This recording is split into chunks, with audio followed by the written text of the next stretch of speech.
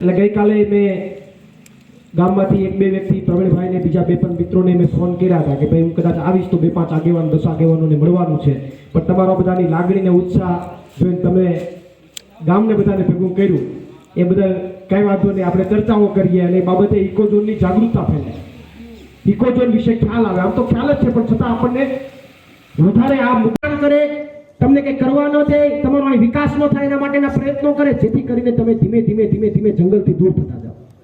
તમે સ્થળાંતર કરો અને સ્થળાંતર કરો તો એને બીજું કંઈ એમાં તમારો એને ફાયદો નથી, એને એટલું જ છે કે અંદર હું કામ થાય, હું નથી થતું, હું ભ્રષ્ટાચાર કરવાનું છે, એ કોઈ જનતા ન હોય તો કોઈ જોવે નહીં, એને મજા આવે, એને કરપ્શન કરવાની મજા આવે.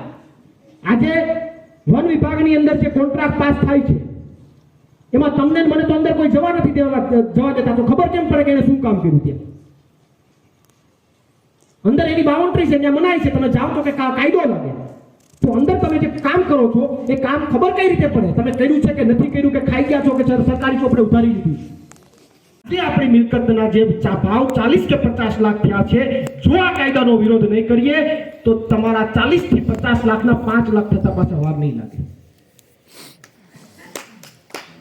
40-50 લાખના 5 લાખ થતા વાર નહીં લાગે, એમાં ક્યાંય આપણે પૂછવા જવાની જરૂર નથી. તમે અત્યારે તમને ખબર હશે કે મહિના દિવસ પહેલા કે 2 મહિના પહેલા 18 તારીખે જાહેરનામું બહાર પડ્યું, એ પહેલા અહીં તમારા ગામમાં કેટલી ગાડીઓ આટા મારતી હતી? તમારા ગામમાં કેટલી ગાડી આટા મારતી હતી જમીન માટે, જમીનની પૂછપરછ કરવા માટે, તમારી મિલકતોના ભાવ માટે, લેવા માટે કેટલી પાર્ટીઓ આવતી હતી? અને એ જાહેરનામું બહાર પડ્યું પછી કેટલી ગાડીઓ ફરકે છે તમને ખબર છે? શું ફાયદો શું નુકસાન એ બીજા કોઈને પૂછવા જવાની જરૂર નથી, આપણી નરી આંખે દેખાય છે કે આજે 5 લાખ કે 10 લાખ પ્રોપર્ટીનો ભાવ તો સાઈડમાં મૂકો, કોઈ પૂછવાય નથી આવતું. આપણે કંઈક મારે વેચવી છે તો ભાવ કરવાય નથી આવતું કે કેટલામાં વેચવી છે. હવે એ સરવાળો માંડો, તમારી પાસે 10 વીઘા જમીન હોય, મિનિમમ ઓછામાં ઓછી 10 વીઘા જમીન હોય, અને જો 40 લાખની પણ આપણે ભાવ ગણીએ, 50 લાખ કે XY છે એના લોકેશન પ્રમાણે ભાવ હોય, પણ આપણે 40 લાખ પણ મારી લઈએ કે 35 લાખ માંડી લઈએ, તો એ 4 લાખની કે 3.5 લાખની કે 5 કલાક 3.5 કરોડ કે 4 કરોડ કે 5 કરોડની તમારી પ્રોપર્ટી થઈ. તમારી પ્રોપર્ટી 3.5 કરોડથી લઈને 5 કરોડની તમારા લોકેશન પ્રમાણે પ્રોપર્ટી થઈ, 10 વીઘા હોય તો.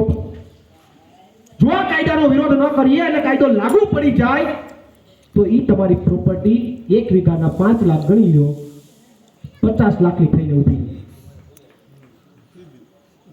3.5 કરોડ કે 4 કરોડની તમારી મિલકત સીધી 50 લાખમાં જતી રહે, તમને 3 કરોડનું નુકસાન કોણ આપવા આવશે? તમારા ઘરમાં આવેલું નુકસાન, તમારા ઉંમરે આવેલું નુકસાન, તમારી મિલકતનું નુકસાન, 3 કરોડ શું તમે તમારી પેઢીમાં કમાઈ શકશો બીજા ધંધાથી? મૂળ પ્રશ્ન એ છે, કોઈ એમ કહે કે ફાયદો નુકસાન ફાયદો પછીની વાત. હાલો કોઈને ઇકોઝોન લગાડવો હોય તો હું તો બધી સભામાં કહું કે જેને બહુ લગાડવાનો રસ હોય એ આપણા બધાની જમીન 50 લાખ રૂપિયા ખરીદી લે, આપણે અહીંથી નીકળી જવું, બીજે ક્યાંક લઈ લેવું જમીન, આપણને કાંઈ વાંધો નથી, પછી ભલે ઇકોઝોન લગાડી દઈએ.